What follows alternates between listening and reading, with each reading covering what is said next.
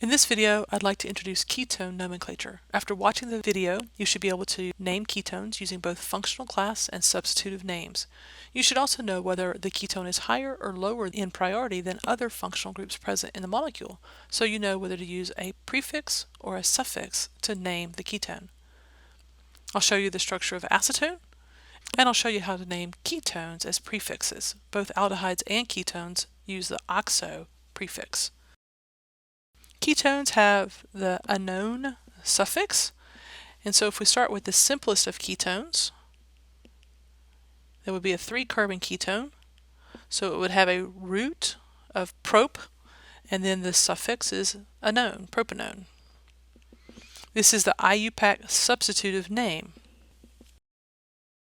Most chemists refer to this by its common name, which is acetone, and acetone is IUPAC accepted. Now let's look at something a little more complicated.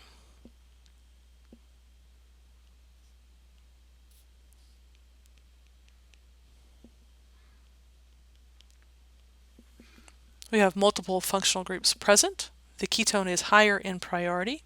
We start by numbering the chain so that the longest continuous chain gives the lowest number to the highest priority functional group. That's going to be this one. So if I look at portions of the name, I'm going to have a 4-ethyl, and I will have a 3-methoxy.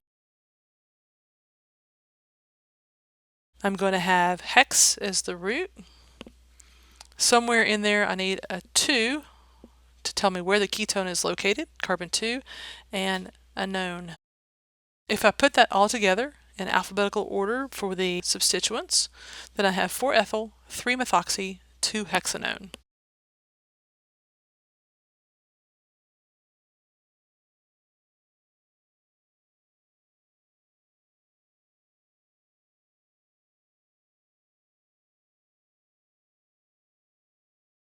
Notice that I have hyphens between the numbers and the letters, and this is all one word, no spaces.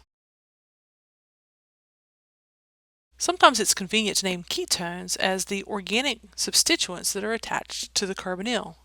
When using that type of nomenclature, it's referred to as a functional class nomenclature. One of the most common ketones named by its functional class is this one. On one side I have a methyl group, on the other side I have a vinyl group, and this is methyl vinyl ketone.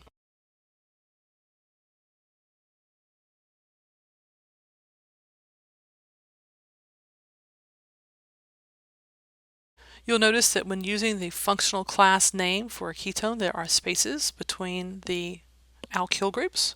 So it's methyl space vinyl space ketone. If I were naming this by the substitutive nomenclature, I would number the chain to give the ketone the lowest possible number, and I'm going to have a butene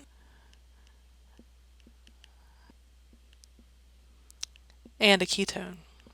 So this is named as 3-butene-2-one. So I've got a double suffix. Alkenes can only be named as suffixes. And I have a butene-one. And this is a substitutive name.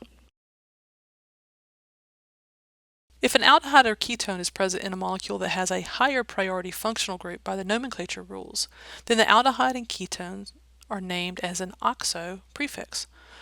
Let's look at an example when we have an aldehyde and a ketone present. You should know that aldehydes are higher in priority than ketones. So if I'm going to name this molecule, I'm going to name it as a butanal, and it has a ketone substituent on carbon 3. So this is 3-oxo-butanal.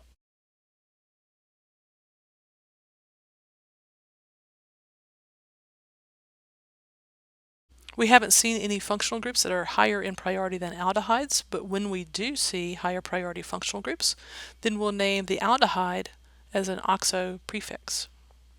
So in this video, we've learned how to name ketones by the functional class name and by substitutive names, and we've seen how to name ketones as prefixes when a higher priority functional group is present.